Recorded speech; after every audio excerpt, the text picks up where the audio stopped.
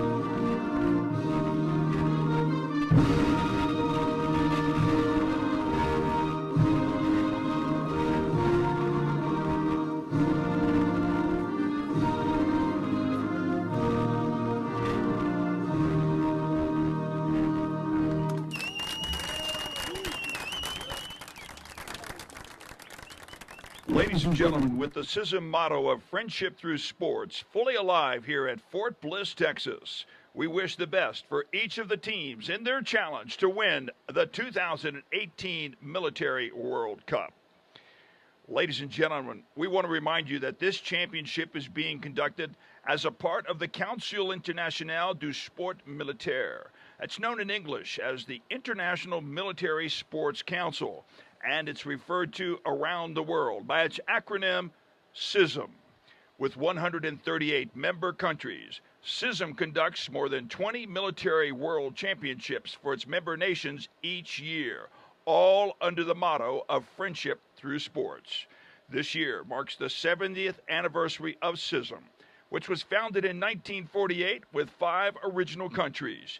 Today, CISM has grown into the second largest multi-sport organization in the world, second only to the Olympic Games. Again, we wish the best of luck to our teams tonight in their pursuit to win the Women's Military World Cup.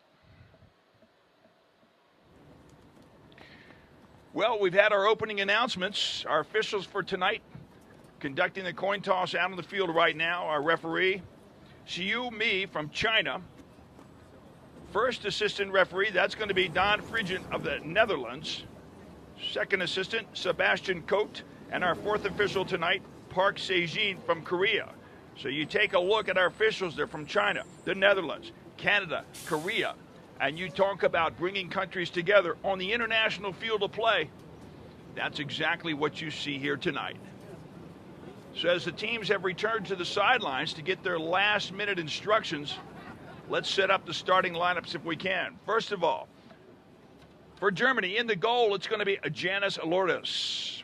She will be joined by Sabrina Braunschweig, Jill Ludwig, Sarah Begonk, Vanessa Skrati, Anna Wackel, Jasmine Holmo, Jana Volker, Kirsten Stigeman, Selena Dietrich, and Sarah Menertz. Those are your starting 11 for Germany. For the country of Bahrain, in the goal, it's going to be Khaloud Abdullah. Abdullah will be joined by Haja Al-Ansari, Dina Abdurrahman, Aliyah Amadeki, Manar Yaqub, Fatima Isa, Marwa Amajari, Hessa Alisa, Fatima Al-Nesef, Wasa Al-Yazi, and Iman Ramadan. Those are your starting 11 for the country of Bahrain. You look at Group B right now, and you're going to find that atop of Group B, having played 2 matches, it's Brazil. They've got 6 group points. France has 3 points by virtue of their 6-0 win over Germany in their first outing. Brazil, in their first game, upended France, won that contest, and then Brazil winners over Bahrain in the next game. So Bahrain comes out, they're in the red shirts. They have red trunks, red socks. While Germany, they have the white tops, white trunks, and white socks. As I indicated earlier, Germany has won the Women's Military World Cup on 3 different occasions. They also won the Military International Tournament that preceded football from being recognized in the CISM Games. And this match is underway. Coming quickly down the left side, Braunschweig. She'll put it back to the center of the field.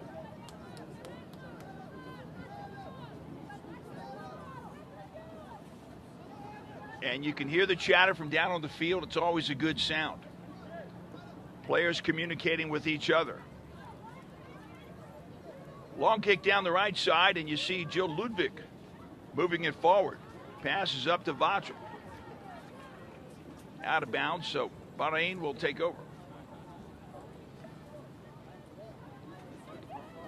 Bahrain playing tonight without Mara Mubarak, who after a penalty kick last game was tagged with a red card. So she's not in tonight's contest. Had a 1-game suspension as a result. Germany down the far end real quick. Nice defense. Good cross pass headed out of the goal area. Good play offensively, good play defensively. off to a good start. Mara Alamajari passes ahead down the right side. Hassa Alisa passes out to the center to Haja Al-Ansari. And they look long down the right side, but nobody there. Quickly down on the ground goes Sabrina Braunschweig. She's going to get up, waves off any help from the side, and she will continue. Sometimes you just got to get up and shake it off. Simple as that.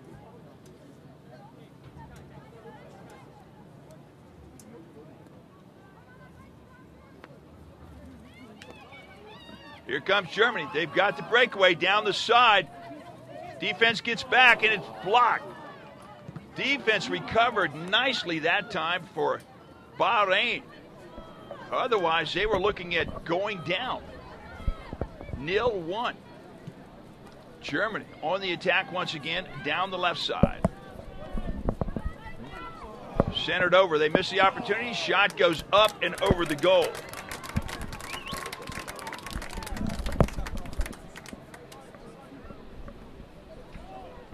So Germany with a couple of opportunities perhaps to sneak one in early. This game is young. We're only in the second minute, but a couple of opportunities from Germany kind of shows you and gives you an indication of their offense, which can be potent at times, and how they will attack Bahrain tonight. Give Bahrain the credit, though. They have stepped up nicely and had a couple of good defensive efforts. They keep it around the midfield. Nice slide that time by Vanessa Scrotti. Goes over to the right side as I welcome to the broadcast right now the president of the CISM Sports Committee Football, President Captain Rudy Fell from the country of Germany. And Captain Fell, first of all, it's a pleasure to have you here on the broadcast tonight. This is a great opportunity to be able to do live streaming of CISM football. That's fine. Van, thanks for welcoming here. I'm proud to be here on the live stream and maybe can join you on some comments. Thank you.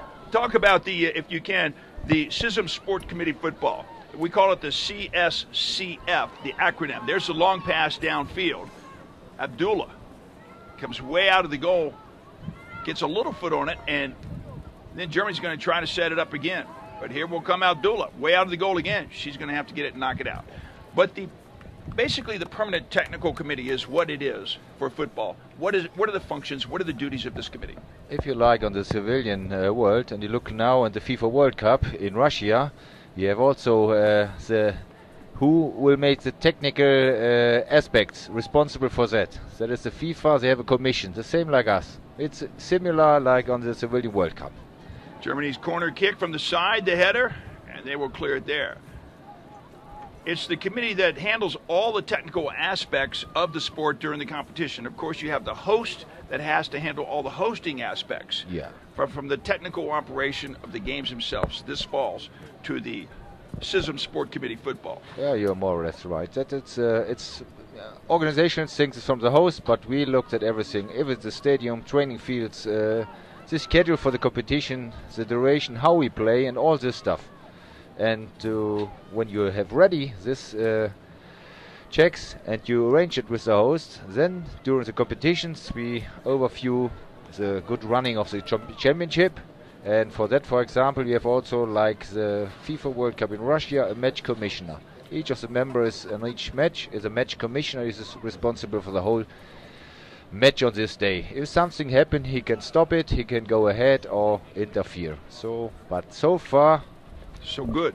So far, so good. Here we have no big deals. It's running perfectly in the Women's Cup here, so we are very relaxed. Very relaxed and, of course, very pleased. And I would say that we have pretty good sportsmanship. There's the cross pass by Germany, but they cannot do anything. Oh, and a missed shot. That's what you call just plain simply a miss. Good attempt that time by Jasmine Hommel, but she took a swing at it and missed. It will come back out towards the left side, and here comes Abdullah. Now, on the CISM Sport Committee Football, you have yourself as the president, Mr. Hen Blickman from the Netherlands, Colonel Navzat Verlau from Azerbaijan, and then you have Christophe Horta from France, and then our head referee was Lieutenant Mohammed Al-Hakim from the country of Sweden. So, yes. Again, a good representation. Of course. We have also members from Asia as present here, also FIFA referee from Syria. And I'm waiting for a candidate from Africa. We want to have all continents inside. You know, everybody wants to. You make it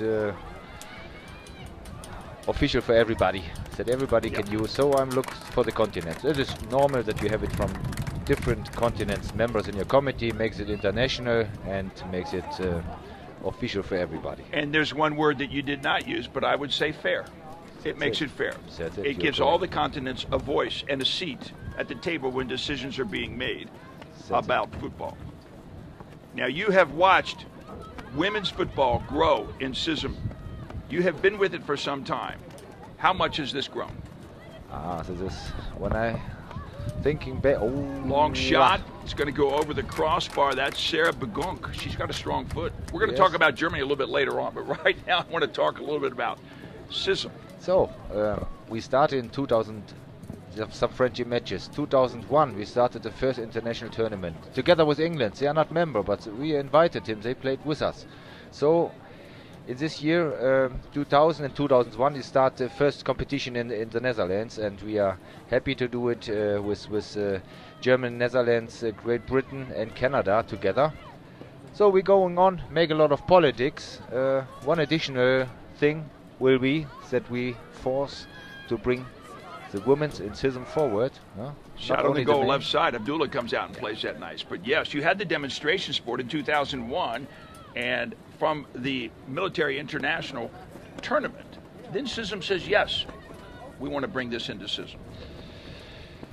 Everybody was happy that the women's starts in football program. It's growing very fast. We make a lot of politics, and after the first couple of years with 4-5 nations, we're growing up since 2006-7 up to 8 and more teams.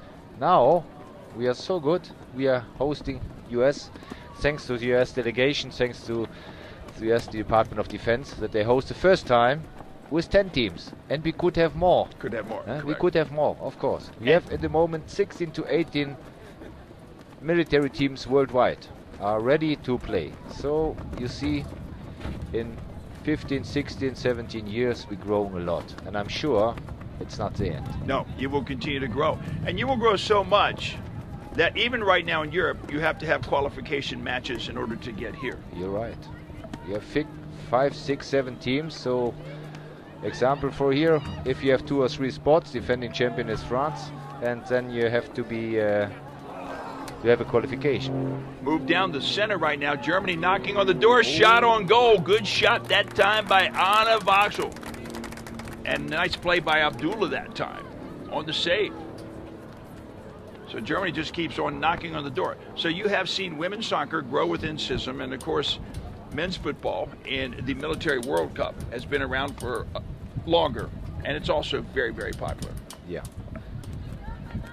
Especially if you could see as a level from the matches, think back the Brazilian French matches, it's top level sports. Yeah. I know all the civilian world, and when I look the World Cup or the matches also inside Europe or worldwide, the level is really good. From top teams here it's really good. So you see they are growing very fast, and all military teams did 1-2 steps forward. Yes. Much better, more physically, more athletics, better ball control, the techniques are much better. So you see also a lot of women play in these days football, and that are the younger ones now.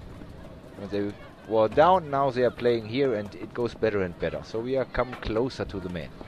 And eventually we will keep growing, and hopefully that there will come a day where we will be on the same level and the same par as the men, and that is the objective eventually. It may not happen next year or even in 2 years, but you continue to take steps year after year. Looking back at the CISM Sport Committee for Football, what do you enjoy the most in your role as president? The most generally I enjoy here is the friendship to sport between the teams. This is more clear, and you couldn't find more than... Shot on the top, and it's a goal!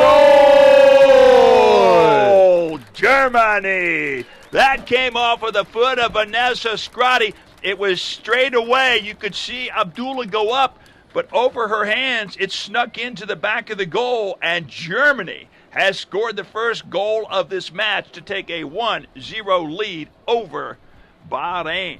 Wow, you saw the power of her foot. As we were talking, you could see that ball just rise and dip in under the crossbar for the goal. Very nice. Good shot far away. Very good.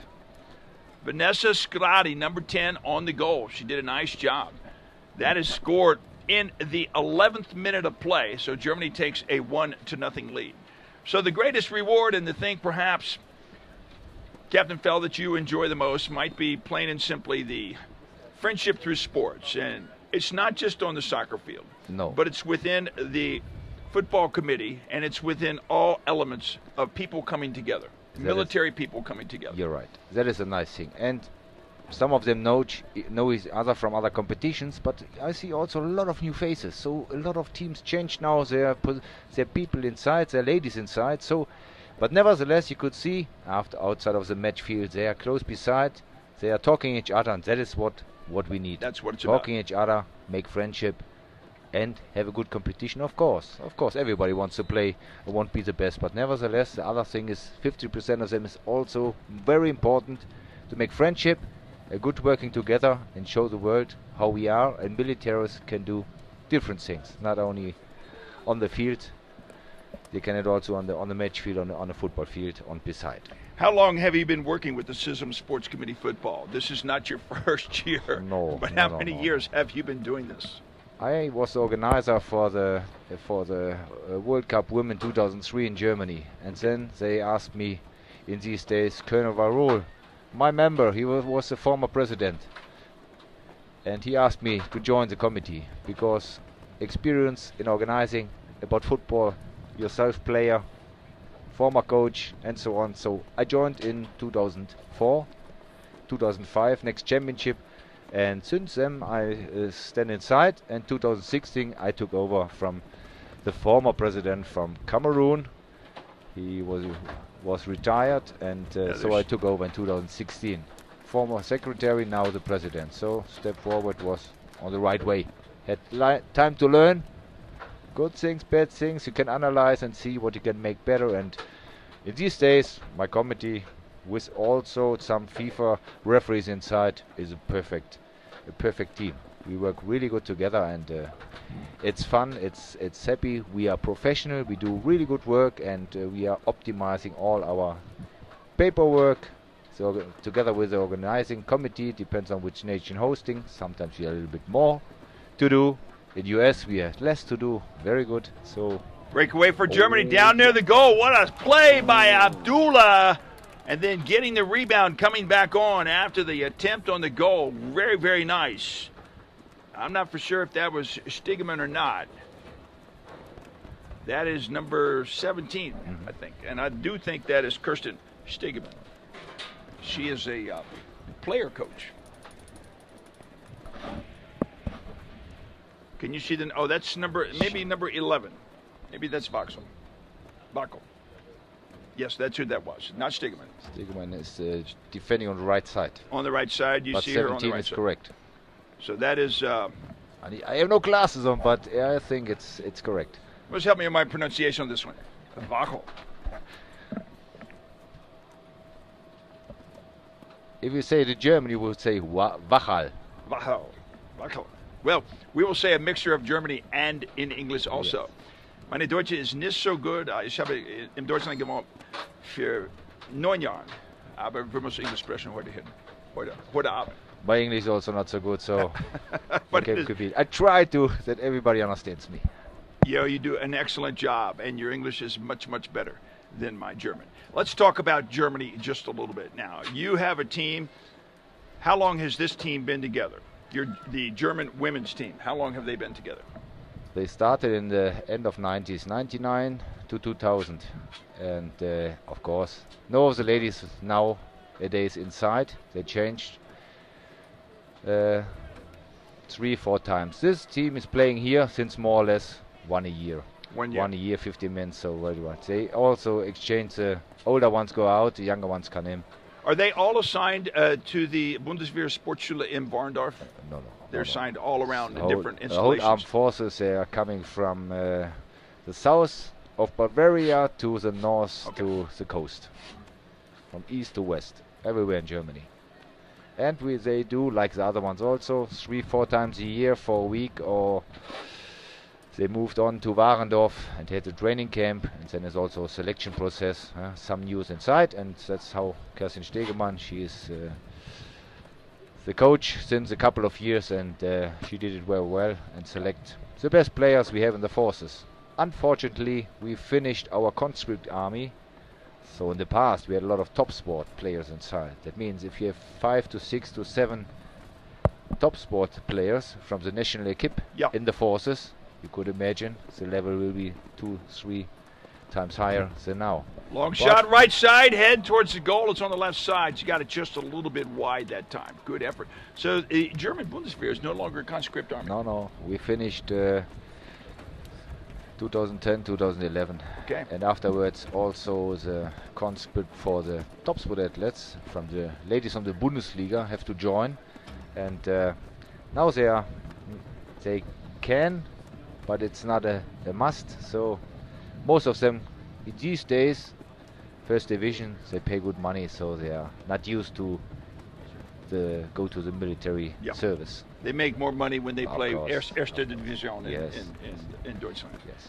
Yeah, I do understand. But now, having said that, the ladies on this team, most of them grew up playing soccer with a club in Germany. They played age group soccer and then moved on up as they became older, as they became adults.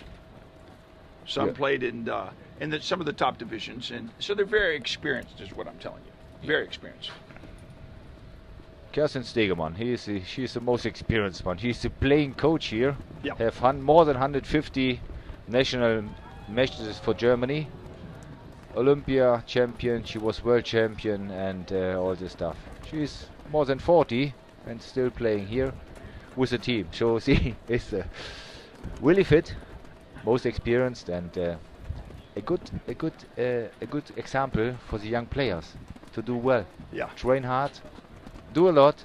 You can keep a long time in football and also in the team if you're doing well. She is a very good role model for other people on this team.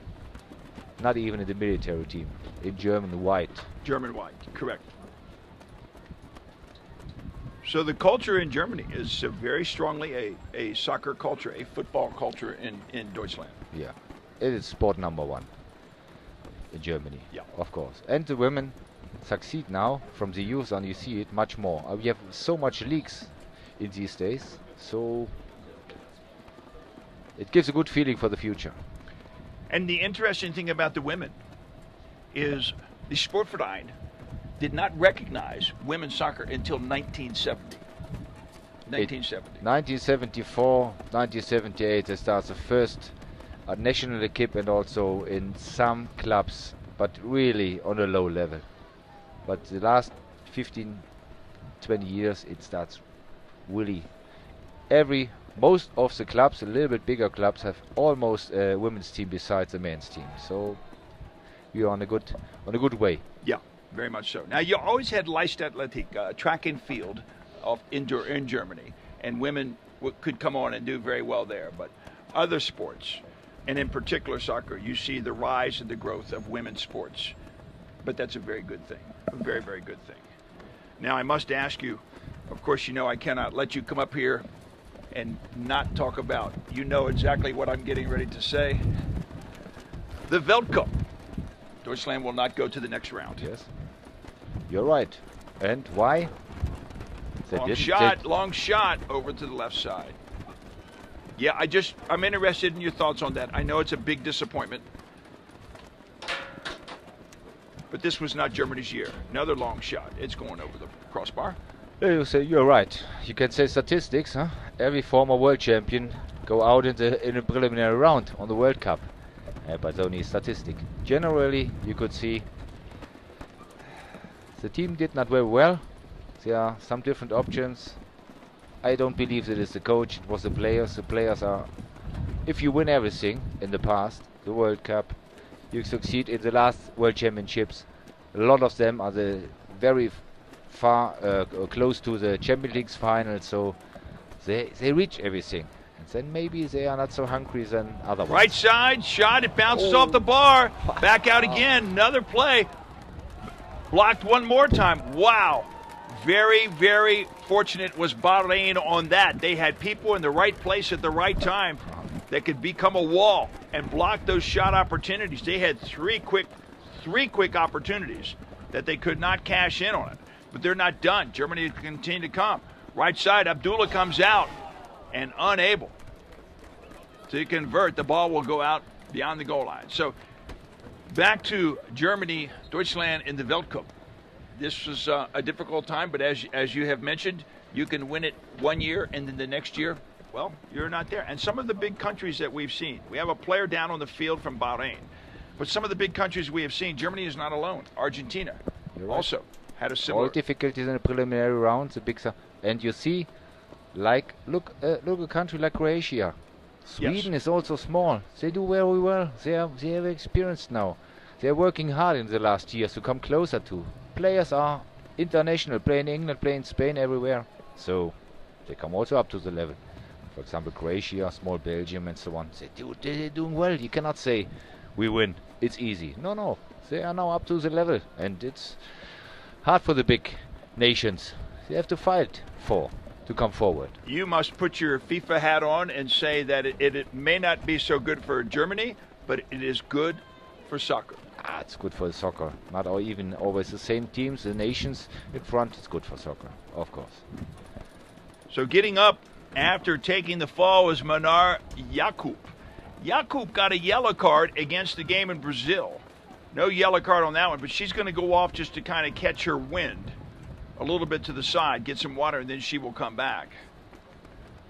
Germany has been very aggressive on this. They got their first goal at the 10-minute mark when Vanessa Scrati straight away sent a high lofting shot that snuck in under the crossbar.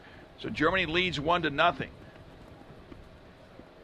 Scoring opportunities towards the goal already. 19 opportunities, shots on goal by Germany. And they're going to continue to be aggressive on the attack down the left side. They can see they play very well. They change the sides. They come from outside to inside. They see there's a possibility from the side to screw in. You see, close by. Still alive in front of the goal. Shot to the goal. And Abdullah makes a very, very nice save. I'm surprised that Bahrain does not clear more than they do. The ball stays near the mouth of the goal, the front, which gives Germany more and more opportunities. Maybe Bahrain is a little bit impressed. Of course, they're a little bit nervous first tournament, but they had some matches. They go better. They do also better. A little bit in the defense, not so strong, but maybe it's a little bit nervous. Comes to side. Germany is pressing a little bit. It's maybe difficult for them. And they've missed many shots. Yeah. Now, my question to you is, as you meet with Bahrain, when they come to this tournament for the very first time, what words of the CISM committee do you have to tell them? First of all, you're glad they're here, but after that, then what? The work is done before the championship. So I had close contact with the former president and chief of delegation from Bahrain. And I knew they had women's team in the forces. I'm asking, why don't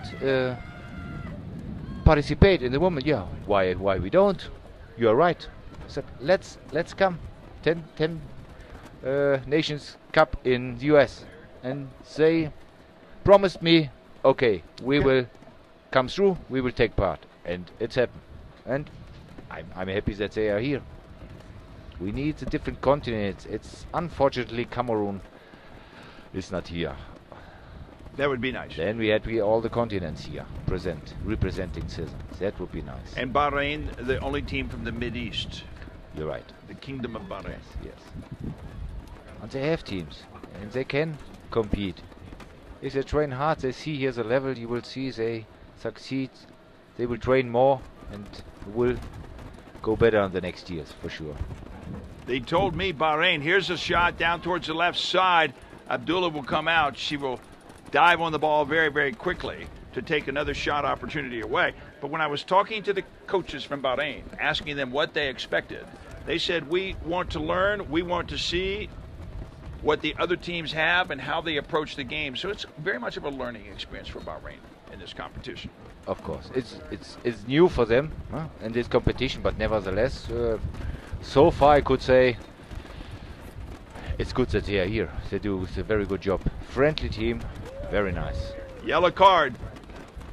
Yellow card comes out against 24. Hesse Elisa, and the reason being it was a free kick Germany, but Elisa came by and kicked the ball before German could put it in play. That was number 24, Hesse Elisa, gets the yellow card, and you must give a yellow card on that. That was no choice. Not much. You're right, choice. Right. Here comes Germany. They're coming down the right side, over towards the center, and just up and over the crossbar. Have you seen this women's team miss as many shots in the past as they have missed tonight? They've missed a lot. I'm honest, sometimes I saw that. I couldn't imagine how you have so much chances and didn't score. Wow. Sometimes it get payback, so they should pressure on it and should see to make the second or third goal. Now, another new team to this tournament is China. It's their first military World Cup. First participation. But they have played very, very well, and they will probably play for the gold medal. We knew that China, if they take part here in the competition, they would have a good team. They have good football players, also women in China, so it was clear they would have a good team. It's really good here. They play very well, and also the team, the behavior, if you see them, and also the stuff beside, very friendly. Very good and very professional. We are talking with Captain Rudy Fell, who is the president of the CISM Sports Committee Football. Talking to him about CISM, talking to him about the Women's Military World Cup, and of course about the great game of football, soccer in America, and how it has grown with the women in CISM. So a lot of good things going on.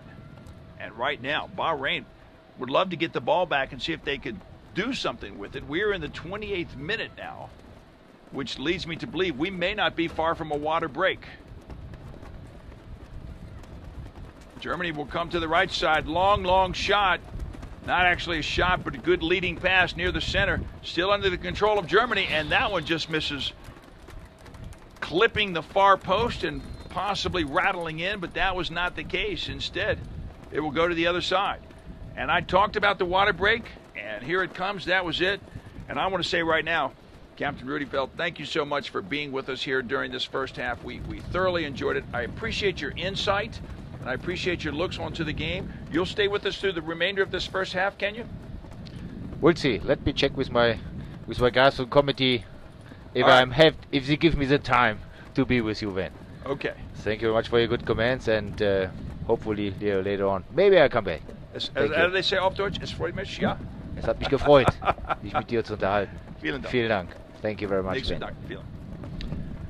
So that was Captain Rudy Fell, the president of the CISM Sports Committee. I want to remind you, once again, that we're looking forward to tomorrow because we've got another doubleheader for you. It's the 2018 CISM Women's World Football Championship Group A action. The U.S. will face the Netherlands tomorrow.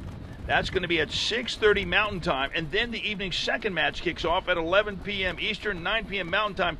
And that's going to be South Korea going up against China. Now, we've already talked about China being one of the two teams perhaps going for the gold medal. China looks like they're on mark right now, possibly. They've got to beat Korea tomorrow.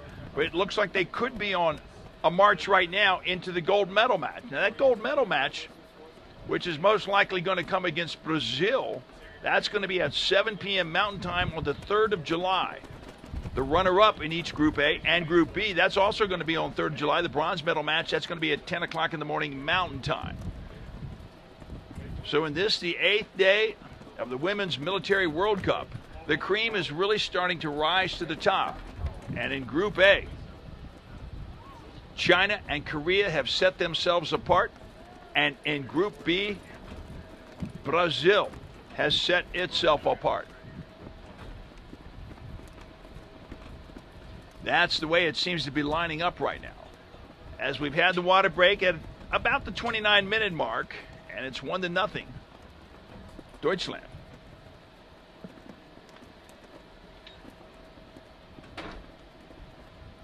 Germany has knocked on the door throughout the course of this evening, but they've just plain and simply been unable to get in more than one time.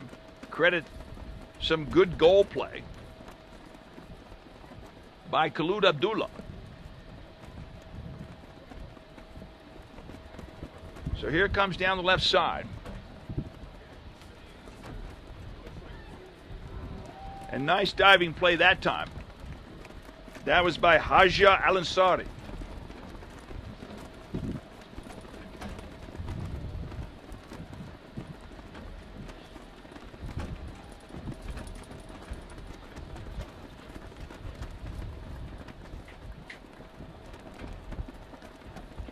Lights. Looking for some lights, and there we get them. Lights up in the press box. Thank you very much, gentlemen.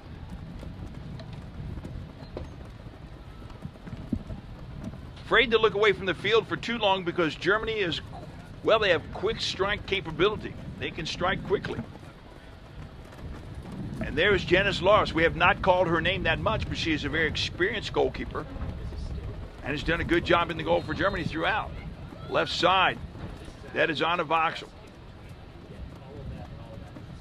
Gets called for offside, so Bahrain will come back in the other direction right now.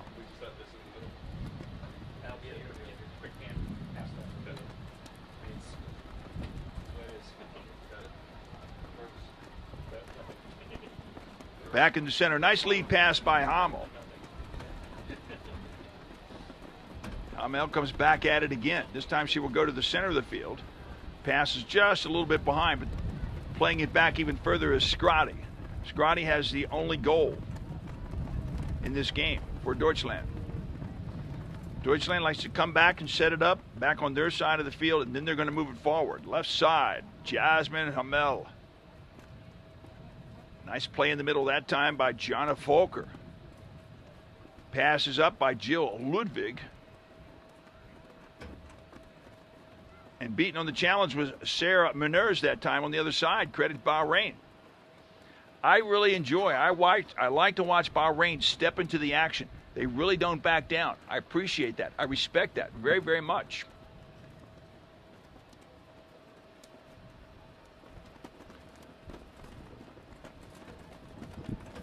So let's see what Germany can do.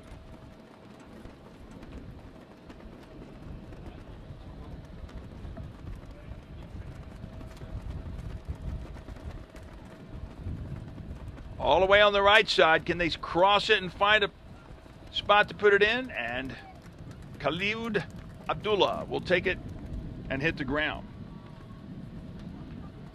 Germany back on, well, Saturday a week ago. Fell to France 6-0. France turned around the next game 2 days later and fell to Brazil 3-0. Now this is the second match for Germany here in the 2018 Women's Military World Cup. 34th minute on the clock, a little stoppage time for a water break. Injuries have not been too severe. We've had one or two players down, but that's it. They've gotten up nicely. Sportsmanship has been high, and injuries have been low. No serious injuries that we can report in this year's tournament.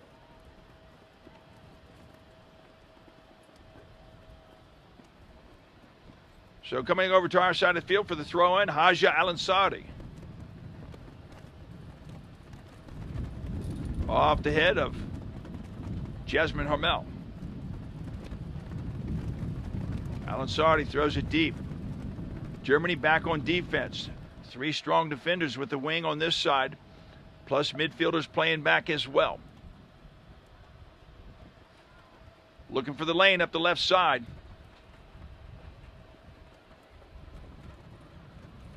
Good fight for the ball. Nice job by Anna Voxel.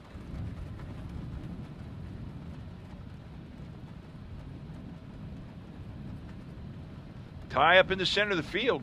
2-on-1. Germany handles it nicely. Over to Hamel, left side. Credit Jill Ludwig that time in the midfield for that play. And it goes right back down to Loris.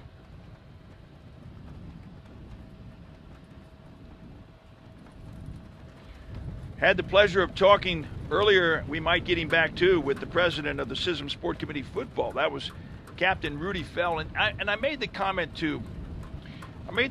earlier to Brigadier General Martin Ongoi from Kenya. I made the comment that these are soccer players, but they're also sports diplomats. And that's really what CISM is about to a very large degree. Left side, Sabrina Braunschweig. Long shot, out comes Abdullah. Can she get there? Yes. Fortunately, she came out and got there before the attack player showed up. Little incidental contact, I think, perhaps. But Abdullah jumps up in pretty good shape. And Abdullah's got a good foot. She can launch it well past the midline. And the interesting thing is she does not take all of those kicks. She doesn't have to. She will give them off to one of her teammates. Up on the left side now comes Ludwig. Ludwig goes left. Finds Jasmine Harmel. Shot from the left side and off the post. It does not off the post, but off to the right side. Good attempt, but just a little bit wide by Germany. Germany now 24 shots on goal, 6 saves so far by Abdullah. And the wind has picked up here.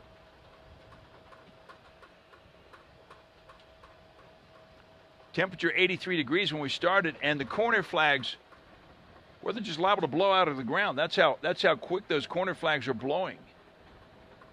It is going from west to east.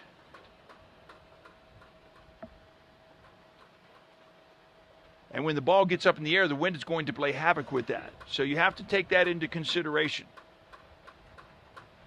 Challenge on the far right side is going to go out. 2-on-1 that time.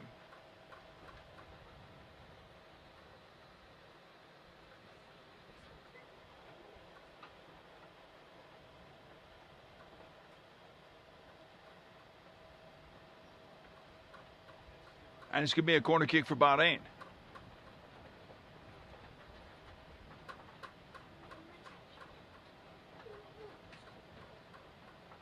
Can't give you the number who's going to take it, but I can tell you it goes up. Out just a little bit, so no opportunity. I don't want to be sentimental about it, and I don't want to show favor towards one side. But I would say, and I certainly can't say that I'm rooting for this team or that team, but a goal for Bahrain would be very, very important for their program for this game. I would not be too concerned about Germany. I think they can get that back. But a goal for Bahrain right now would be very, very big.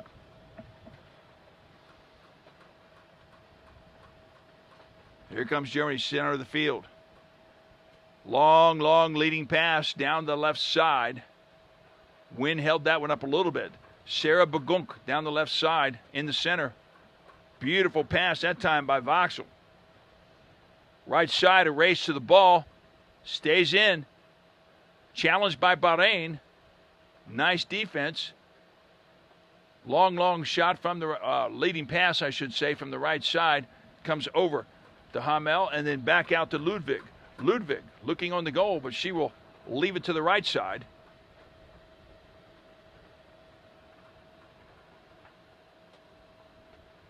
And Germany will try to set it up again.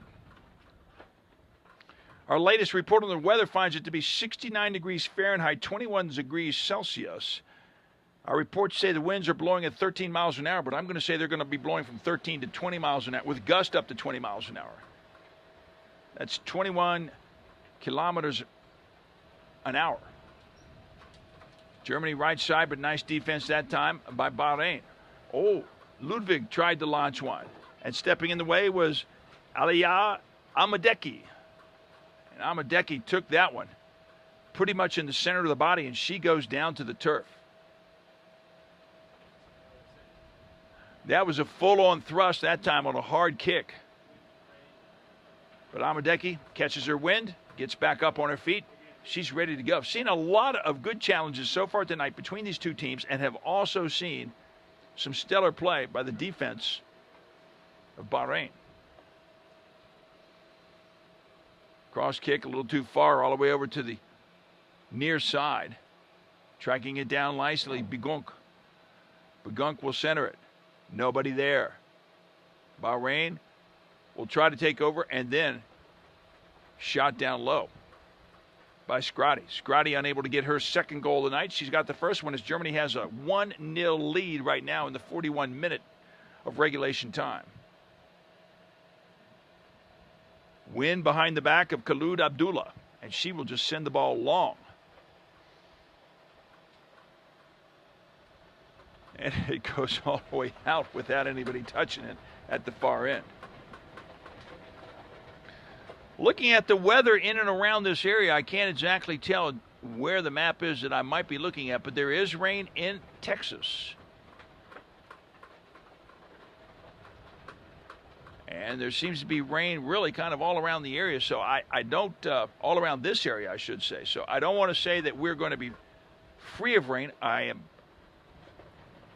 pretty sure that when lightning strikes, that we will clear the field for safety reasons.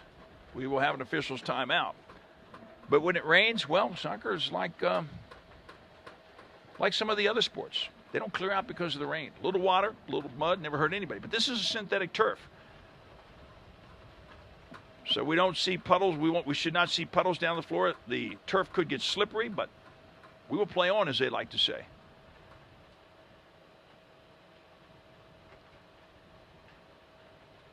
Right side. Bahrain is up fairly close. If Germany can get a breakaway, it could be trouble. Bahrain ball as it goes out off of the foot by Hormel. One of my favorite terms in sports is plain and simply play on. It's the official signal that says no foul, play on. I am not gonna stop, play on. I like that very, very much.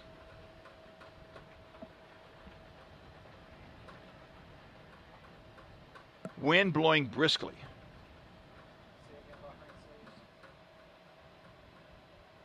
And we have a substitute coming into the game for Bahrain.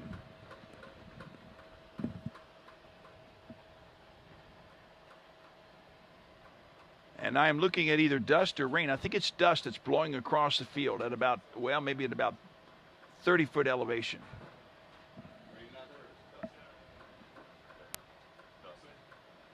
Crashing down hard, number 24. Good play that time by Hassa Alisa. She'll center the ball. Nice attempt. Very nice attempt at that time.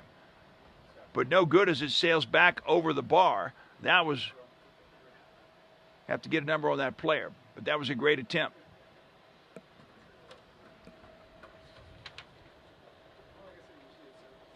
I believe that was Noura Al-Dasari who came into this ball game.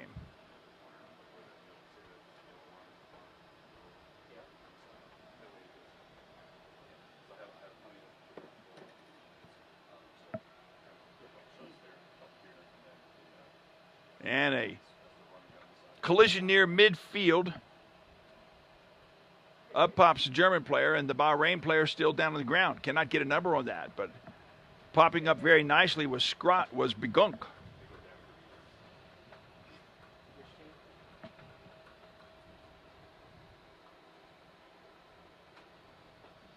Sarah Begump, she's a tough player. She's a really tough player.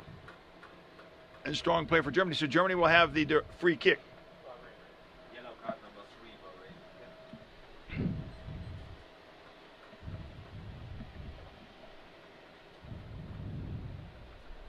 Big aerial ball. But Gunking able to come away with it. Nice play by Harma that time. And we are now into stoppage time here in the first half of play.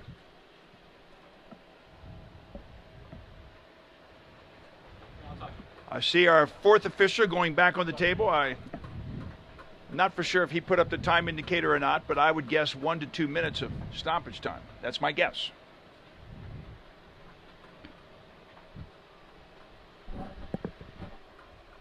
Germany, who leads 1-0, would very much like to put another goal on the board before they head into the halftime. And good play on the field, but down goes a Bahrain player. No trip. Coming back to tap her on the knee. Jana Volker. Sportsmanship fully alive, as we like to say when we introduce these teams here at Fort Bliss, Texas.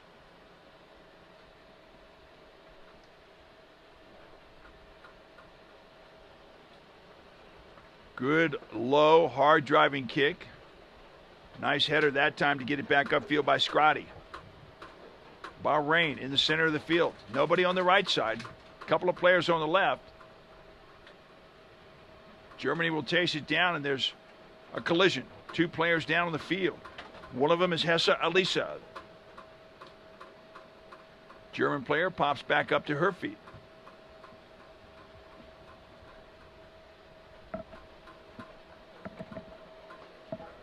Into the second minute of stoppage time here in the first half. And out of bounds off the foot of Mara Alamajari.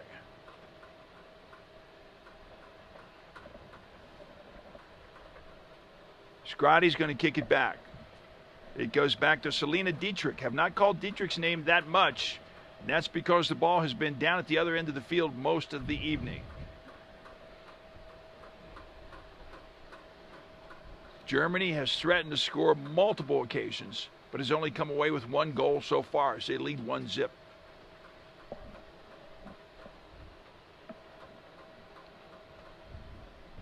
Into our third minute here now of stoppage time in the first half. Right side, here comes Deutschland. Far right side, Begunk.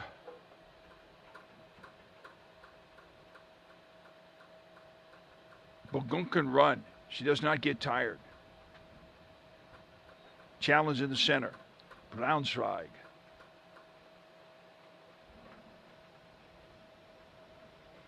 Far left corner.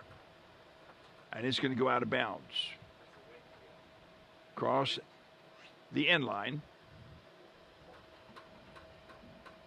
And I look for this half to come to a close any time now. Referee looks at her watch. And as soon as you say it, that's exactly what happens. The half comes to a close. So Germany in the first half of the play spent the majority of the time down near the goal of Bahrain. And Bahrain, thanks to Khalid Abdullah, as well as a number of defenders who put themselves in between the shooter and the goal, managed to keep Germany away from the goal all but one time. So we go into the half, and Germany takes a 1-0 lead over Bahrain. Quick public address announcement. Ladies and gentlemen, with Germany taking a 1-0 lead over Bahrain at the half, we want to invite you to visit the concession tent at the east end of Stout Field. Bratwurst on sale tonight, as well as a number of other items. Temperature is still warm, so once again, as we do for the players, we encourage you to stay hydrated. So the players are heading over to the locker room. Our officials are going to step out of the wind just a little bit on the far side. We're going to take a break here as well.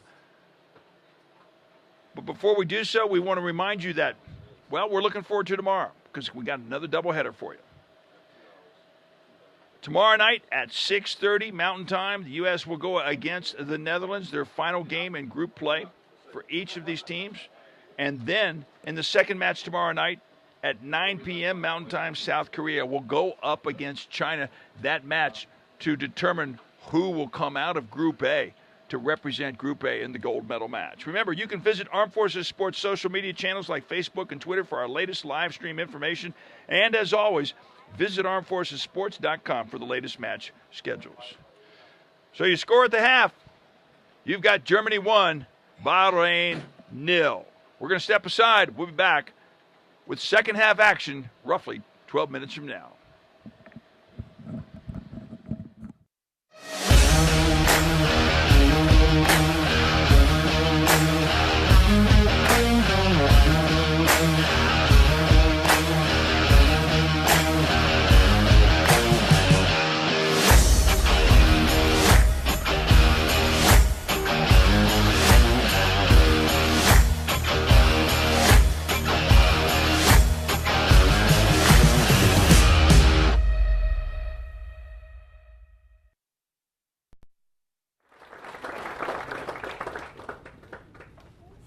success will be measured not by how many goals you score, not by how many games you win, but the number of friends that you are going to make and the perpetuality of those friendships. So please, you need to note that very, very carefully. That is the motto of CISM.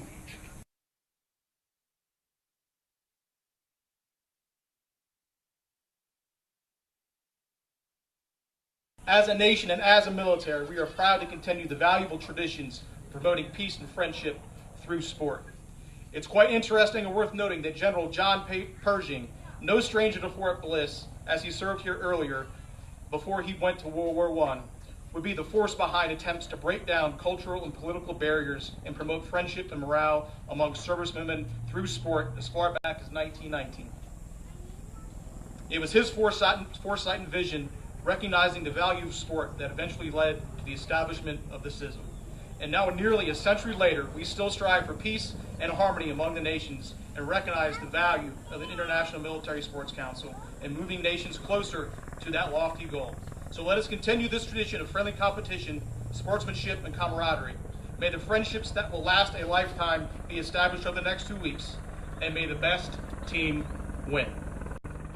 Ladies and gentlemen, direct your attention. Flying over the parade field is an AH-64 Apache from Fort Bliss's own 1st Armored Division Combat Aviation Brigade. The Apache is piloted by Chief Warrant Officer Chief Croft and Chief Warrant Officer Chief Fraser. They're demonstrating dynamic teamwork. Enjoy your stay here at Fort Bliss, and with that wonderful flight. Ladies and gentlemen, direct your attention. Flying over the parade field.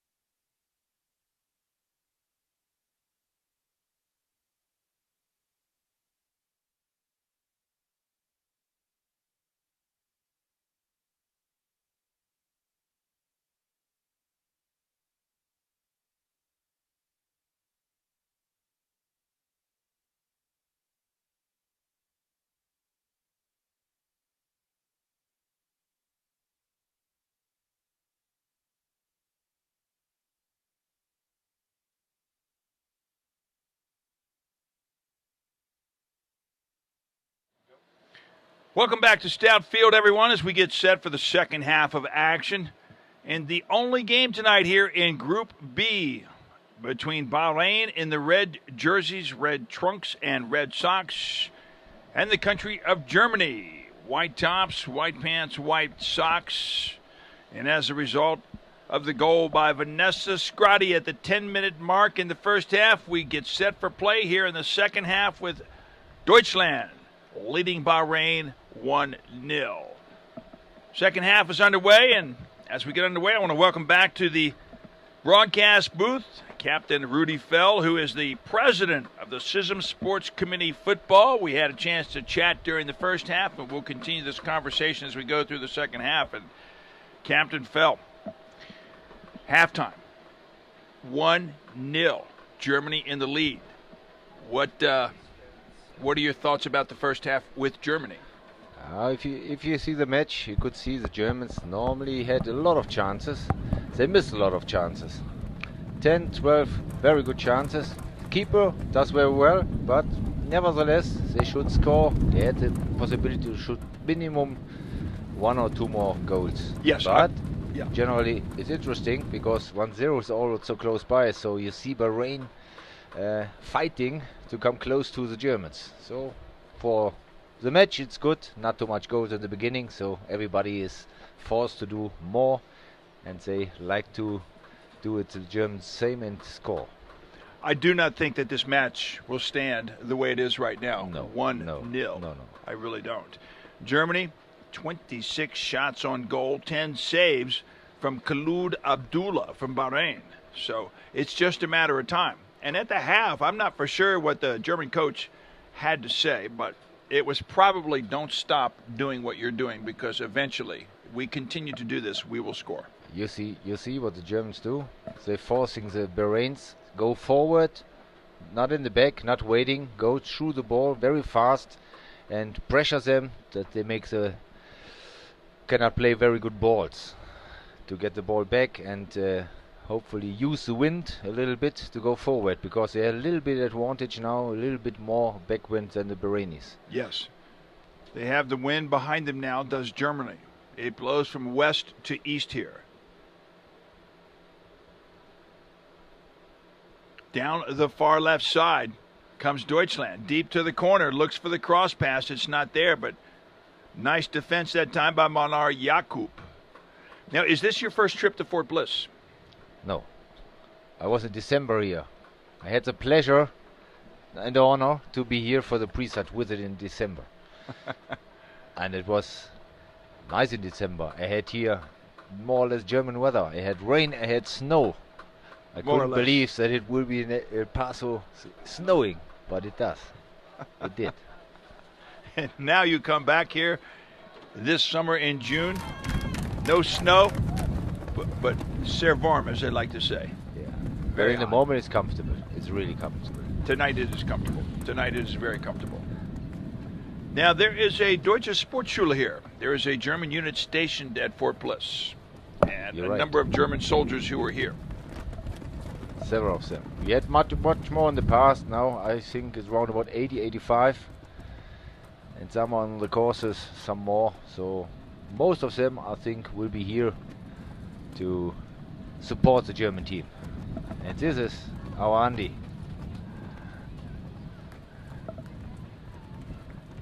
He is very busy. He is very busy. And we will help him out just a little bit as he takes a picture. Let's go take a picture, my friend. We posed for a photograph, and we had good conversation, and he was telling me about how he used to be here at Fort Bliss and was stationed here for 6 years. Yes, yeah. correct. He also keeps the photos for good reminders for Fort Bliss, for the organization team, and support your stuff, that you get enough memories Very much. from the nice competition here. Very, very much. And I want to remind you that you can check out the photo galleries by going to armedforcesports.com, and then the link to all the photos. Here comes Bahrain. Oh, down goes Hessa Alisa, who had a nice run Looked like if she could finish that run, she would be in position for a shot on goal. But she went down, and Germany takes over again. But as I was saying, you can go to armedforcesports.com and then go to the photo gallery that's linked into the armedforces.com website. But you can also go to Facebook and pull up CISM Europe. And you will see, again, a very big photo gallery of all the events with this World Military Cup. I would call it the Women's Military World Cup, Weltkuppe, and the photos that you will have an opportunity to see are not just of the competition, but all of the opening ceremonies, the people in and around the venues, the luncheon for the chief of delegation, and the meetings and people getting together, which is what CISM is about to a very, very large degree.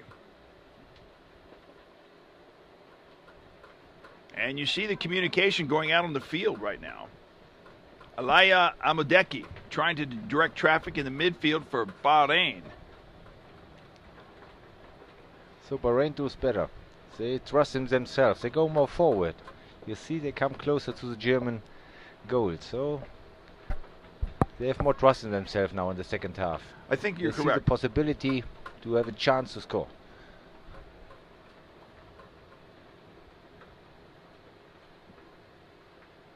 The hard thing for Bahrain is they had to open against Brazil. Offside. Offsides on the run, down for the goal. And that came out on this side. All right, we get the number of that German player. She runs back. 17, Kerstin Stegemann. Stegemann, the player coach.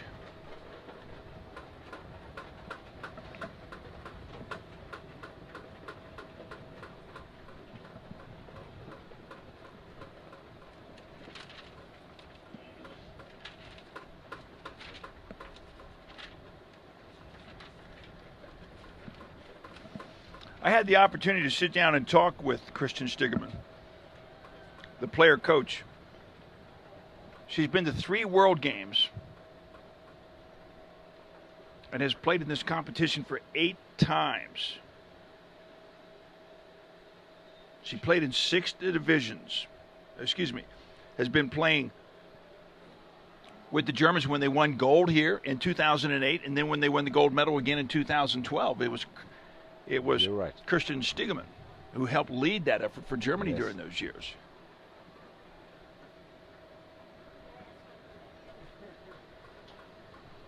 And we won also, the Germans won also 2008 in the Netherlands, the World Cup. That they did. 2008, it was Germany and then France. She beat France in that championship game, with the Netherlands getting the bronze. 3-1. Time has changed. France had a better team now in these days, and they do very well also here in the competition. Very strong. 2016 at home they won the championship. Very strong, really strong. Much better than here. Again. Even here a good team, but they did at home better. 2016. And they beat Brazil for that They beat Brazil in championship. the final, yes. That was in 2016 in France. In France. And do you think Brazil went home and thought about that and came back this year and said, we will not lose to France?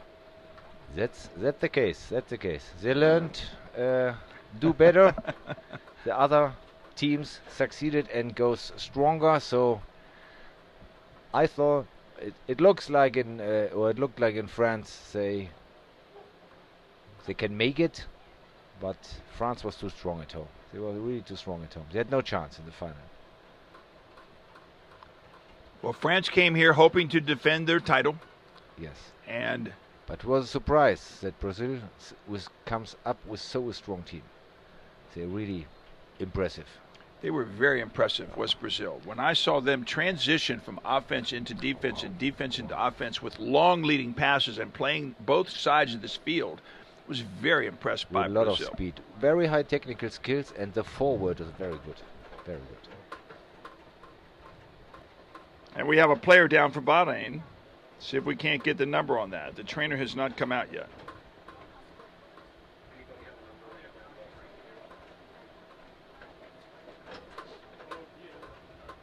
Now, you have watched much soccer through the years, and of course, from Germany, you grew up with it. It is part of your life. When you look at South America, when you look at Colombia, Argentina, you look at Brazil, and then you look at European soccer, you look at France, you look at Germany, you look at the Netherlands, throughout Europe. What do you see as the difference between European soccer and South American soccer? Depends on the team, what you mentioned before, like Uruguay, Argentina, teams from South America, Brazil. They are quick, fast, and they play very strong. Strong and hard football. Mm-hmm. That is maybe the difference to Europe. Europe plays technical on a good level. Hardly also, but South Americans are strong. Like Uruguay, Ecuador, or Brazil, maybe very technical, high skills, but they play physically. It's a typical style. You see it also in the military teams. They play physical very hard, very strong. That is a big advantage for them. And you have the feeling they never give up. Look, Uruguay on the Civilian World Cup in a moment. They do very well. They played very surprised for us, for everybody. And physically, they are very strong. The player coming off the field is Manar Yacoub for Bahrain. She comes over to the side. She will get her breath. And European style seems to be very much of a control style. And the South American or Latin American style is very much of a fast, quick pass style. You could see it on the, for example, the match. Look, Mexico against Germany. Yeah. How fast and quick the guys are. Germans try to make the control, but Mexico are so quick, fast, and physically so good. They had no chance. So that is a things what you can see in this, yeah, especially Middle and South America. Down near the goal and running past the ball that time was Anna Vajra. So no attempt by her, no shot on that. Now I asked Steve Deneau, chief of the United States delegation, the other night, and I asked Matt why soccer is so popular in the world. I am curious to know your thoughts on why soccer is so popular in the world. Popular, of course it's popular worldwide. Why? Everybody plays football. When I come to the different countries, and I was from Brazil to China, more or less in a lot of countries, it's organized, it's good. Most of the nations are interested in football, and it's easy. You need a field, and mostly have a field, and you can play. Anytime. If you're any other kind of sport, it's technical, high equipped, it's much expensive, very expensive, and football is a team sport. That is the other side. It's a team sport. Play together in a team. That is something I think that is also key of the soccer, or we call it football, in the European side. Yeah, and I would add one more thought to that, and that the rules of the game are very simple compared to other sports. Holland handball or whatever it may be. The rules here are very simple. Fencing. Taekwondo, boxing, it's so difficult and so... Nice shot, nice attempt, but nice play by Khalid Abdullah to stop that shot. But some of these other sports, they're difficult to understand the rules. Not so with football. With football, it's mostly relatively easy to understand.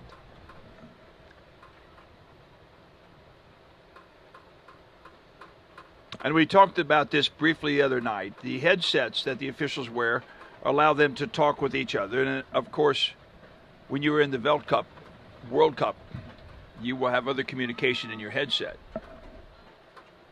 But I like soccer because the human element stays on the field. It's not decided by replays and technology. It's on the field. Mostly. Now we learned at the World Cup, the referee has the possibility to look on the screen if it's a difficult situation. I don't like it. I like it less that we do it the last centuries, so I don't like it with the video analysis between the matches. Now our play down the right side, and down that time goes Anna Vajra. She stays down. She gets up slowly, but she does get up. Comes out right now to Jill Ludwig. Ludwig back to the center. She'll look to the left side. Long pass over to the right side, but there's nobody there to get it. Now our head referee was Lieutenant Mohammed Al Hakim from Sweden.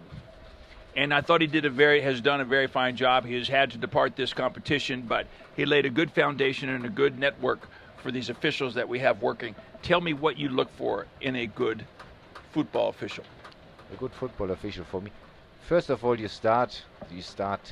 The key is the head referee. And Mohammed is also FIFA referee. The acceptance by the other ones is highly, of course. And if you do 150% with your referees, and he did, and he do always, then its acceptance very high, and you have a very professional team. At all, you could say referees are really mostly all professional. Really, really good. They are close to their job.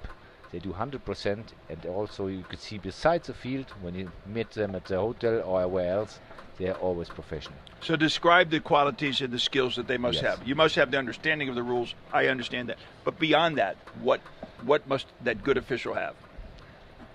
You have a little bit the feeling to close to the players on the field. Yeah? You have to talk with them and find the right words and bring them that they are under your control and they like you on the field. Respect you. Respect you. Yeah. Good corner kick that time, but the ball landed on top of the goal. So again, Germany could not convert on that. But they get respect on the field, does the referee, by the way he addresses and the way he talks to the players and his demeanor, his personality. Correct. And what I could find out in these days, almost every referee here speaks more or less good English, even if they are from Asia or from another continent. That was in the past a little bit more difficult. Now in these days you see most of them speak English. It makes it much easier, also on the field and also beside. I think there is a FIFA rule, and I must check this, and I will, that FIFA officials now must have some ability to speak English. They must speak English. That is right. But you know, there is the ones in the rules, and the other one is the fact what's really happened. But I learned now since a couple of years they go better and better in English, and the communication is the key, as well on the field as also beside. Yeah. And let me explain also what I'm surprised and I'm happy about. We have in this competition first time 8 female referees. So we Yes. have more female referees here at the competition than men, and that is also the first time. Normally you have a couple of women, now you have more women than men. It's also a big point. Corner kick misses over on the right side. They're going to keep trying that corner kick until eventually they get one in, but not so there. We have 2 women officials from the United States that are here as well. France, women official. Canada. FIFA, yes, you're right. We have from Korea 2 ladies. We have 2 ladies from China. That's very They do impressive. Very well, yes, very good. Up to the level, of course, most of them FIFA level. So could see we improve in the women's program, and our target is for next year for the World Games. They play also around with 8 teams to have in the women's program only women as referees and assistants. That is a target we have for the next year. That is a good target, though. Yes. Very good target. Women for the women. We are close by now, and we need some more from the nations, and then we upped women for the women. That works also in our program. Substitution out of the game, I think, is Vauxhall. I think number 11 went out. Yeah. And into the game, I think, I will get a number on that. I think that is number 8. Number 8, that is going to be Baumann, Michela Baumann. And that's the first time we've seen Baumann come into the contest. She did not play the last game against France.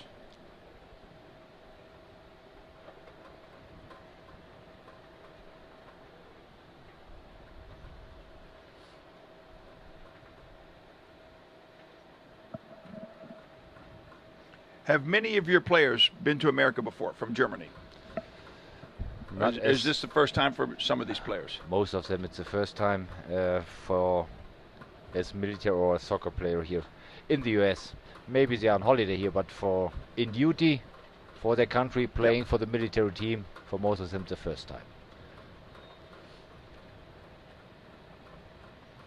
I like the way that the assistant referee is in contact with the referee on the field. When he sees a foul over right in front of him, He good- just he it's, can he it's contacts also him. you see a good example. He's a European. Yeah. She's from China. Fourth official from Korea. Another one also from a European. So you see they work good together. It works. Nice It's header odds. opportunity, but again, nice play by Khalid Abdullah. I've got 27 shots on goal by Germany and 12 saves. Make that 13 saves now by Abdullah. She did a good job in there as goalkeeper.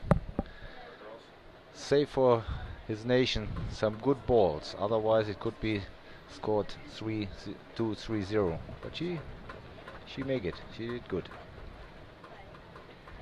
The goalkeeper plays a very important role in the outcome of a game. Very important role. And I think right now Khalid Abdullah has played a very significant role right now in keeping the score only 1-0 in favor of Germany. They scored in the 10 minutes mark in this game by Scotty on a long arching shot by Scotty, and that's the only time that Germany has scored. And that's partly because Abdullah in her goal play. Save very good. Very quick. And very good today.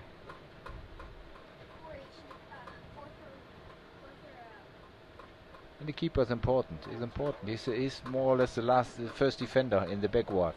So the playing with announcing your front man, your front lady. So it's important if you have somebody in these days. If you look at the World Cup, also, it's more or less a playing goalkeeper. Nobody stands on the line. Time's over. So they are really part of the team and playing with. Very, very much so. And they're also in a position to move people around directly in front of them and put them in position. Correct. That's right.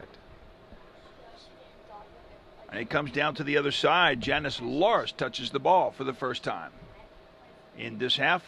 We are presently in the 66th minute of this game. Right side.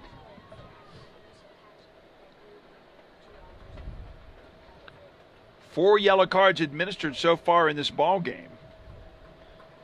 2 against Germany and 2 against Bahrain. Against Germany.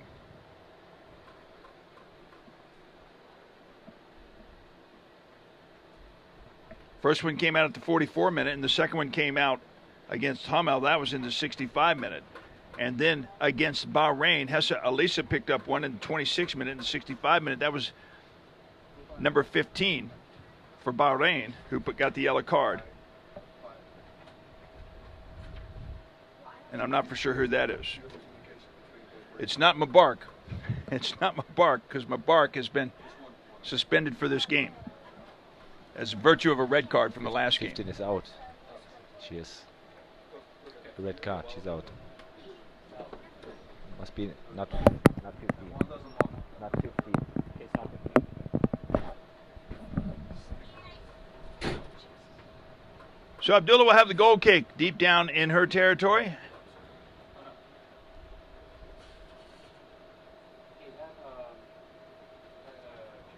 One of the things about Germany is you get a chance not just to see so much, but on television you get to watch Bundesliga. On the radio you get to listen to it on the radio. It's basically all around you. You're right. But also the other leagues, the Spanish league or the British league, they also. In Germany, of Deutschland. No. Oh, so in visitors, their countries, yeah, visitors. in you Spain. see the Yeah. Spain, in England, and also in Germany. That's the strongest leagues in Europe. So Yeah. Italy was in the past years, a couple of years ago, also very strong, but they go a little bit back. I had the chance one time many years ago. That's a nice kick out by Begonk. I like Begonk. She's technically one of the strongest players. And again, Khalid Abdullah steps up to make a nice stop on that. But talking about Sarah Begonk, she's got a good shot. She's got a good eye. She's experienced. I like to see her when she's one-on-one. She does a good job. She's one of the leaders on this field. That's according to Kirsten Stingeman, the player coach. But I had the opportunity one year overseas to watch Ajax Holland and Real Madrid. Oh. In Madrid. In Madrid. In Wow. Madrid. Wow. And it was part of the Europa Cup, European Cup. Run by Germany down the left Now side. it is. They're there. That's a goal. Goal. Deutschland. Scotty gets the second goal, and nice pass assist from the left side to the center. All Scotty had to do was finish it, and she did right in front of the goal. Germany has taken a 2-0 lead over Bahrain. They knocked on the door. They stayed persistent. They attacked once. They attacked twice. They kept attacking. They got the goal. That was a good play. Was a very good play. Fast forward, very good. And you could see it. It comes up. A lot of chances. Now they scored. So, but Bahrain looks like they will defend. They will. But here comes Germany again.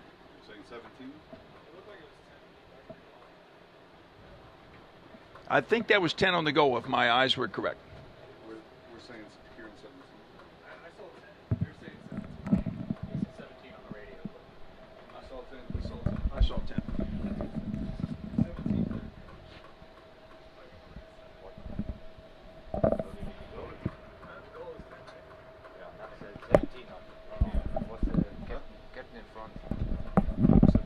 Over the right side, that comes Stigeman.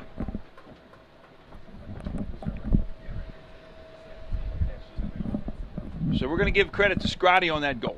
Her second of the game. She's responsible for both goals. One in the 10th minute, the other in the 70th minute.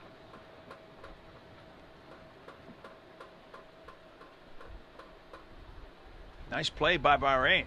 Nice defense. Good effort and hustle by Mano Yakub. Germans looking for the third one. They keep pressure on the Bahrainis in their own half. They come forward. Don't go back. So they try to get another goal. This is a little bit what Brazil did late in the contest against Bahrain. Is they scored their goals late in that game.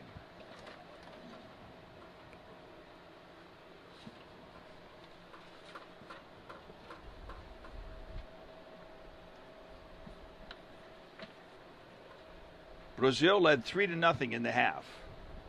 And they came back in the second half, did Brazil. They scored at the 48-minute mark. They scored at the 50-minute mark.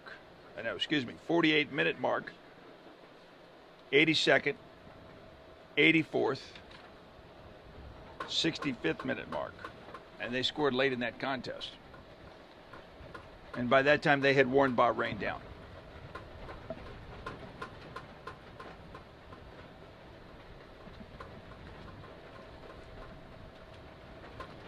You take a look at some of the top scorers. And you got Pamela Vasconcelos from Brazil. She scored 4 goals in the game against Bahrain. Scored at the 45-minute mark in the stoppage time, actually 45 plus 2. Scored 48.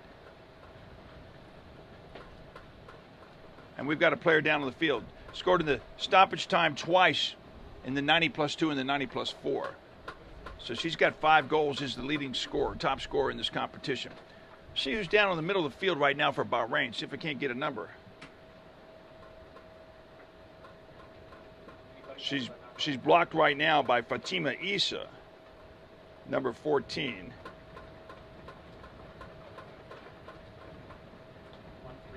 And I think that's 13. That's Yakub. Manar Yakub that's on the ground.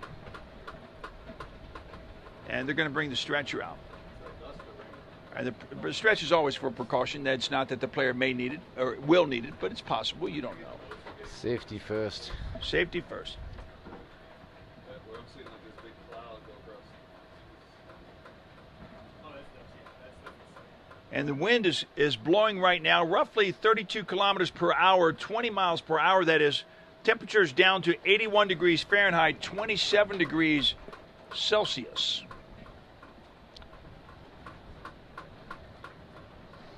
Our chief of delegation, he's in charge of IT. He's our meteorologist. He's our weatherman. He provides comic relief every now and then. I think I'm asking for the next competition in Europe, especially Germany. He did a lot of different jobs at the same time. He does. That shows the high quality he has. So at the 74-minute mark, we will have a water break. Both teams will retire to the side as we talk about our good friend and our colleague, the Chief of the United States Delegation and the Secretariat for the United States Armed Forces Sports. That's Mr. Steve Denote, who we've had on the broadcast and shared this broadcast with in previous games. But yes, he is a man of many talents. It's nice to be able to talk about him right now because he can't even talk back to us. He cannot respond. But he does a great job. He does a great job. And our military personnel in the United States owe so much to the opportunities that he helps provide, along with the service chiefs in the Army, the Air Force, the Navy, the Marines. And they do a very great job. But CISM also has a very fine man working with them on behalf of the United States. I can only support your comments, Stephen. Really big honor. You did a really good job with your team here. We have so a relaxed time. We as CISM here officials, that shows that the organization is perfect. We have no difficulties, no problems. Thank you for that. It's good. It's very, very good. The water break is over. They're coming back onto the field now. We talked about men's football, women's football. This is the 11th edition of women's football. But men military football, international military football, started on around 1946. And that was before it became an official sport with CISM. I don't know the year that men's football became an official sport with CISM. But military football has been around for a very, very long time. In fact, you trace it back to 1946. As far as I know, football was one of the earliest in the beginning. You know that... and that is tradition in the men. And the men is so long, you can see the history, so long time they played. And so much team worldwide involved. It's got a totally other story. Not possible to compare to the women. Of course, they start very late. And in the men's competition, you have several. After the decades, you have really several different nations coming up a couple of years, win one, twice, three times the World Cups, and another continent, another nation comes up. So it's in football, men, it changed a lot.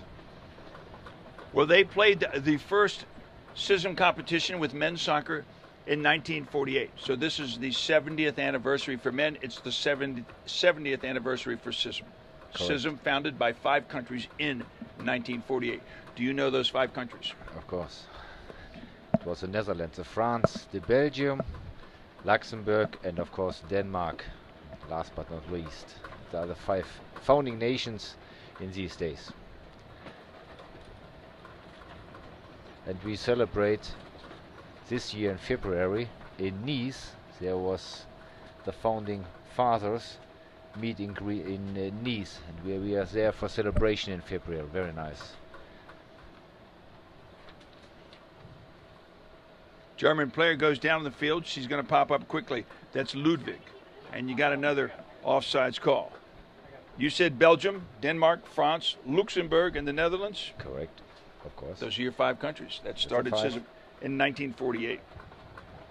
And on the same day, this year, we celebrate the 70th anniversary in Nice, on the same place where the founding fathers are. Very impressive, very nice. 70 years later, 70 years later. 138 teams, countries, member nations. Wow. And they start with 5, so they improved very well. Germany will continue to take possession of the ball. But again, good play, good hustle on the outside by Manor Yakup. Manor Yakup has played well tonight for Bahrain. So has Stegeman, who gets the throw in.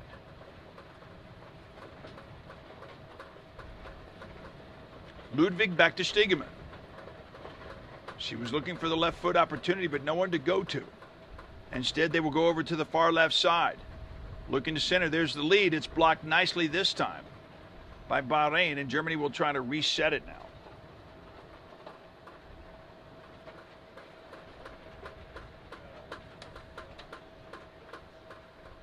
And it will go back to Khalid Abdullah.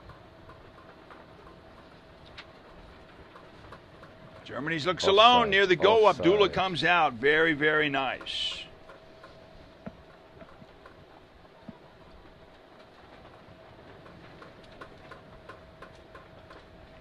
course, you know, we have talked about CISM and we've talked about military sport, but one of the things to note very quickly is that sport plays a role in peace all around the world, not just in the military.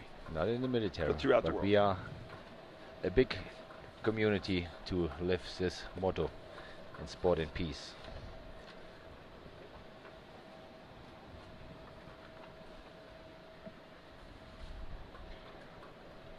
Deutschland, and you got Abdullah now. She's in the goal. Out comes the trainer. She went down. I'm not for sure exactly what that collision was about. But as we talk about CISM, Germany joined in 1959, and Bahrain became a part of CISM in 1973.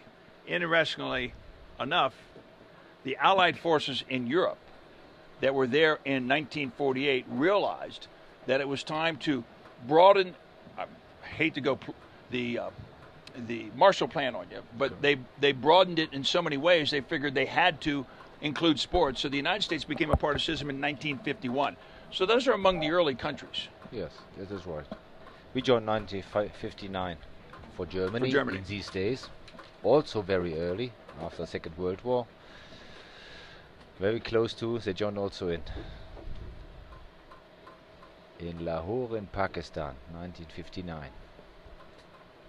Khalid Abdullah is still on the ground right now, Captain Fell, and I cannot see what the problem is. Now she sits up. And she's stretching that right leg. She stretches the right leg, and she stretches it out, extends it back and forth, and now she gets up to her feet. But she is hard in taken, so... She's had a very challenging game. Very challenging game.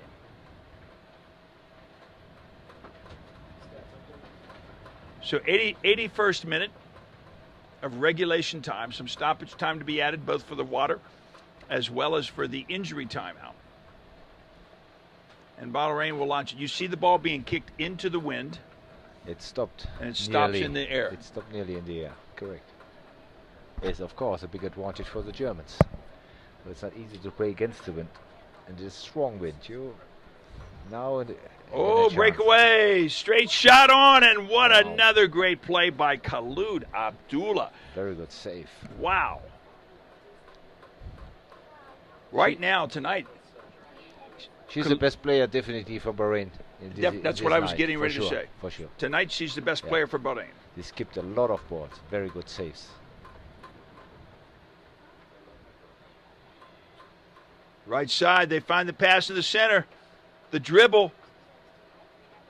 Scotty will pass off to the left side. Shot from the left side off of Abdullah. And contact with the goalkeeper. I would say penalty. Oh no. She forced the keeper. Collision with the goalkeeper. Again, Khalid on the bottom. Khalid Abdullah is down again. And the player that collided with her that time.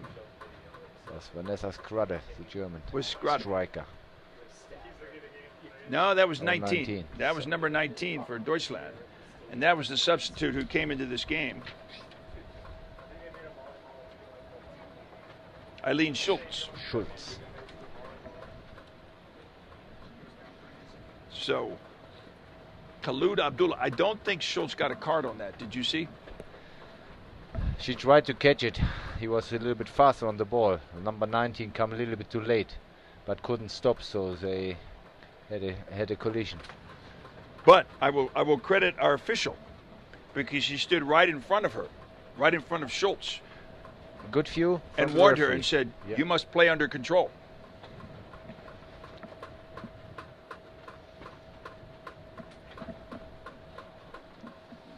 And once again, you look at our officials for this contest tonight.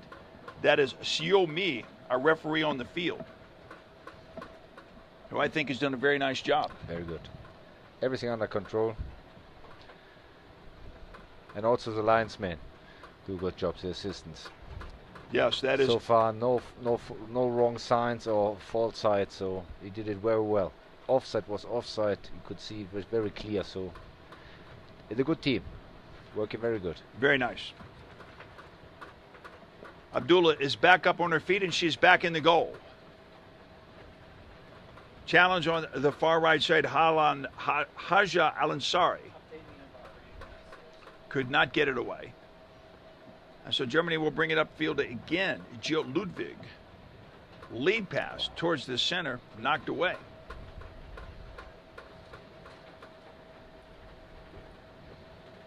And it goes back to the goalkeeper, Loris.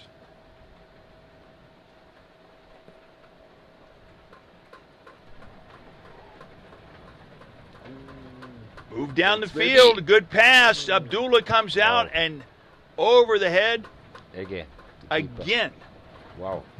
She has had a very challenging game. 32 shots on goal. 2 goals. Germany has scored twice. Wow. Talk about saves. She's got 17 saves on the night. That's Khaloud Abdullah. Now, we do not pick an all-tournament team. I do not think. An all-CISM team or all-star team or top individuals from each of the countries perhaps that might. At the end, you will have, that is usually, you will have the best goalkeeper, the top scorer, best player. Yes. And the fair play team, of course. So when this tournament is over, we will recognize the top goalkeeper and the top scorer. Definitely on the last day. Okay. We know it. Then the selection process is done.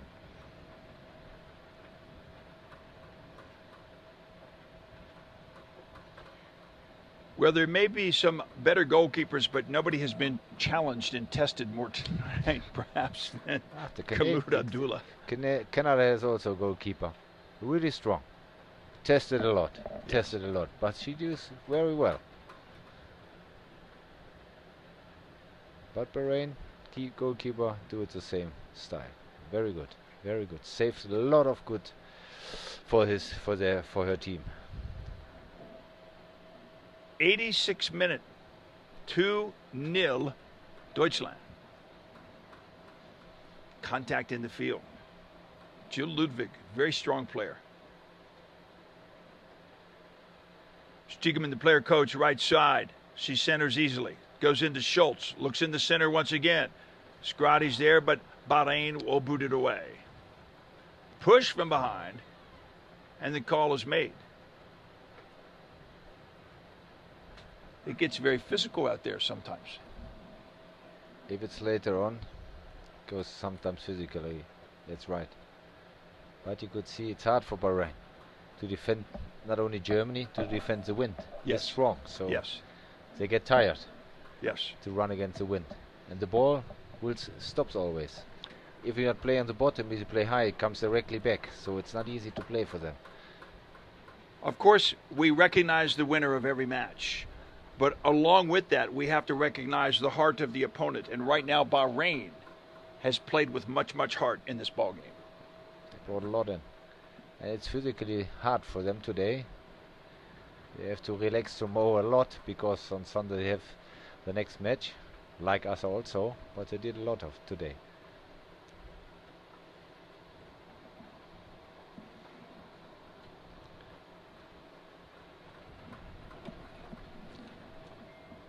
Germany tried to have the ball under control. 2-0, it looks like they are happy with that.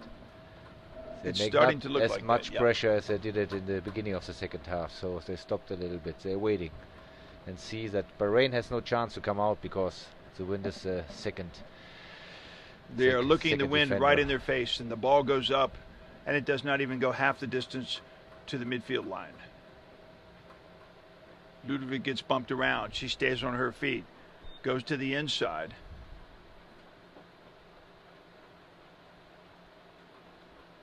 And a lot of dribbling. Good play on the inside at that time. Good pass down low.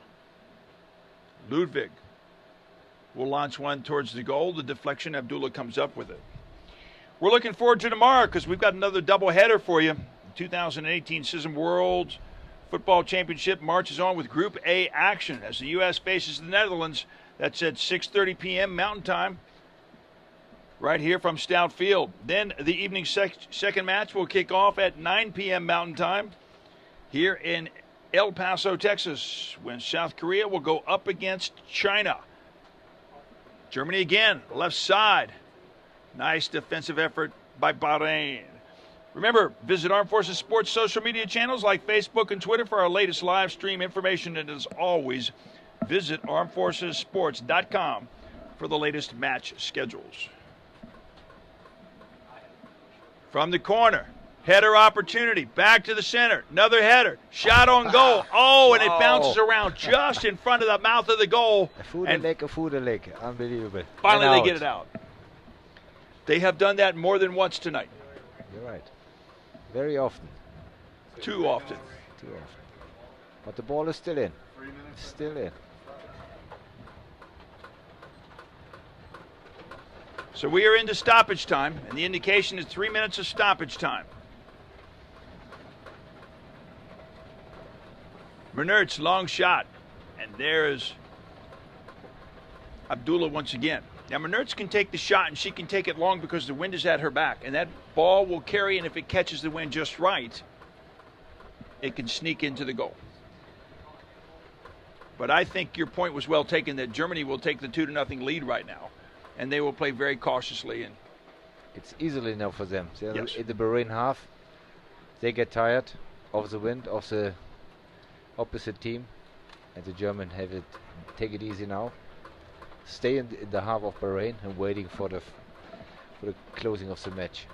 Oh, free kick. Good distance. Could be the last chance to score again. And the wind is at the back. Wind is with the Germans, so there's something possible.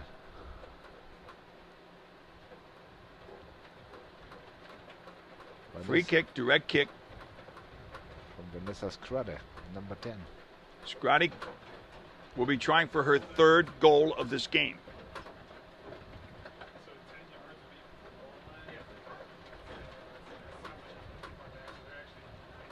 Kick is up, and it's just over the crossbar. She was aiming for the top of the crossbar.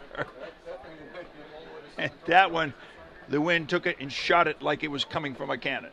That's difficult. You don't need so much speed with the wind in the back. Controlled in the corner, not too much power. It goes with the wind.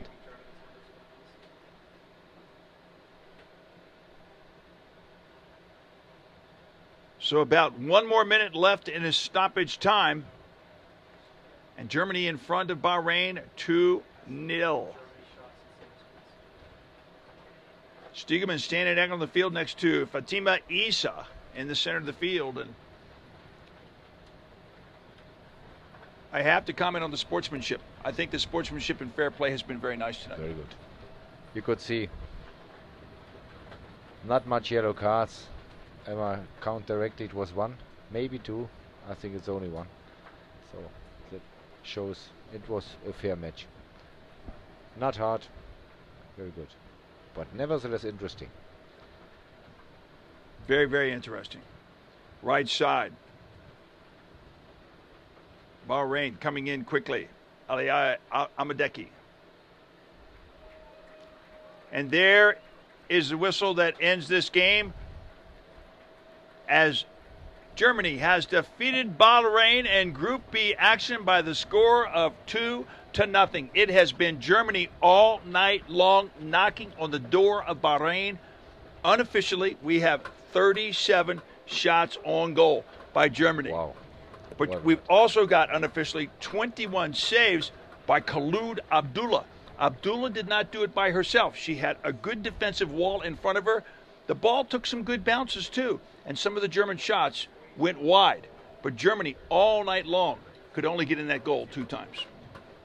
It was a great effort. I thought it was a great effort tonight by Bahrain, but also a very good effort by Germany. You look at this game, Captain Rudy Fell. What do you have to say about this game tonight?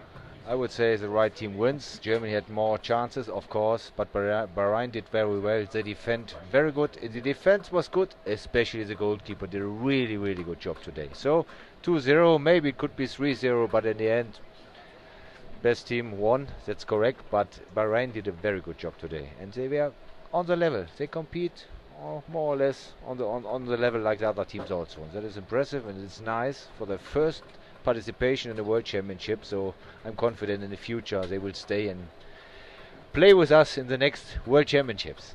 I hope so. You must talk to them, and you must share our comments from up here on this broadcast with great encouragement that they played very well tonight. Even though they lost to Germany 2-0, they played very hard and can come away with a good heart. You're right. Totally right. I can only support your words. Well, I want to say thank you once again to Captain Rudy Fell, who's the president of the CISM Sports Committee Football, for being with us on this broadcast tonight. It was a pleasure to have you here and to share this game of CISM soccer with you. Thank you, Vance. It was a pleasure to talk with you, with a professional speaker. It was very interesting and a good style to talk, and I'm happy about that. Thank you very much for that. Thank you, and the pleasure was mine. Well, we're looking forward to tomorrow because we've got another doubleheader for you as Germany comes over to greet its crowd here in front of the stands, show their appreciation for the crowd, the spectators, many of whom are stationed here with the German unit at Fort Bliss, Texas. The German women's team comes over and gives the crowd a big round of applause for supporting them throughout the course of the night as Deutschland has beaten Bahrain by the score of 2-0. As I said, we're looking forward to tomorrow because we've got another doubleheader for you. The 2018 CISM Women's World Football Championship marches on with Group A action again as the United States faces the Netherlands at 8:30 p.m. That's Eastern Time in New York City, 6:30 p.m. here Mountain Time here in El Paso, Texas. And then the evening second match kicks off at 11 o'clock Eastern Time, 9 p.m. Mountain Time. The second match of tomorrow, Group A competition, when South Korea will go up against China. The winner of tomorrow's game most likely will advance to the gold medal match on the 3rd of July. Remember, visit Armed Forces Sports social media channels like Facebook and Twitter for our latest live stream information. And as always, visit armedforcesports.com for the latest match results. Well, that's going to do it from Stout Field here on this 8th day of the CISM Military World Cup. Until tomorrow, I'm Van Stokes saying so long, everyone.